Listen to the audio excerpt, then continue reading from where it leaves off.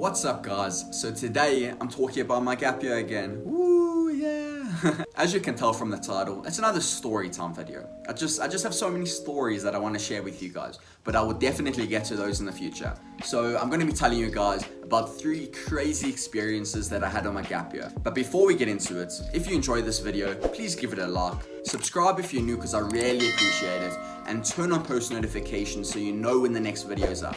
I'm posting every single Tuesday, so click that bell. But without further ado, let's get into it.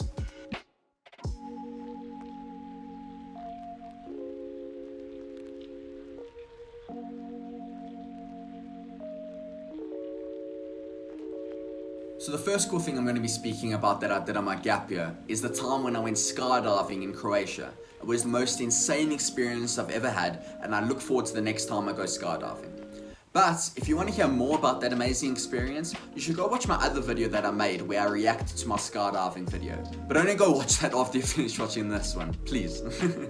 So the second thing I'm going to be telling you guys about is when I went on a hike in the Himalayas. We hiked this huge mountain, but I'd be lying to you guys if I told you we went to the peak. We hiked to base camp. So a day before the hike, we arrived in Dharamsala, and the plan was to leave for the hike the next morning. So I wake up that next morning, nervous, excited, not scared because I'm not scared. But anyways, we had our bags packed and we gave them to these guys that were doing the hike with us.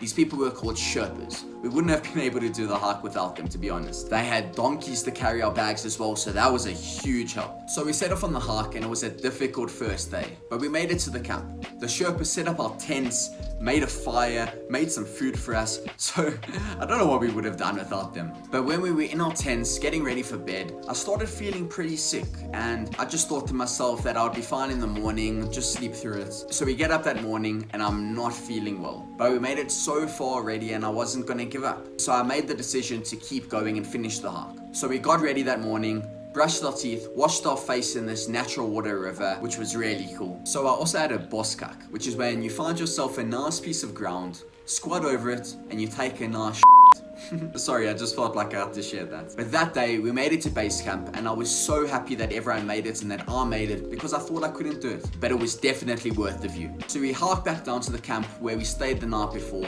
and the next day, we hiked down the mountain to complete the hike. So the lesson to learn from the story is to never give up, never doubt yourself, and always push your limits. So the last cool thing that I'm going to be telling you guys about is when I went to Norway to see the Northern Lights. The Northern Lights, bro. That's some bucket list stuff. So we arrive in this place called Tromsø. It's a small city in Norway. But our main goal of going to Norway was to see the Northern Lights. And that's just what we were going to do. But we also landed up going to a husky farm as well. And that was really fun. It kind of didn't feel real with the amount of dogs there, but that was a really fun time. The Northern Lights is an amazing sighting, but it's also really difficult to see. You have to get the weather correct, the timing correct, and also just be in the right place at the right time. There's a lot of luck involved, so luckily we had tour guides helping us find the Northern Lights. So without them, we probably wouldn't have seen any lights. So we went looking every night for 3 nights and we didn't see anything. It was really upsetting because we really wanted to see them, obviously. We had almost given up and we didn't think there was any chance that we were going to see the Northern Lights. But we go searching on our last night and we see the Northern Lights. We're in awe. It's unbelievable. It doesn't look real. There are these different colored lights made up of blues and greens and purples, and these lights are just dancing in the sky. It's beautiful. It didn't seem real, to be honest, and it lasted around 5 to 10 minutes, and it was done. It's weird to me because I've experienced all of these different experiences, and they all last for a certain amount of time, and then they are done. You can't go back to that moment. So what I'm trying to say from this is that you have to cherish every moment. Because if you don't, it's going to be gone without you even realizing it. So that's why I like making YouTube videos, because by making a video about it, I'm able to relive that moment in a way. So keep that in mind.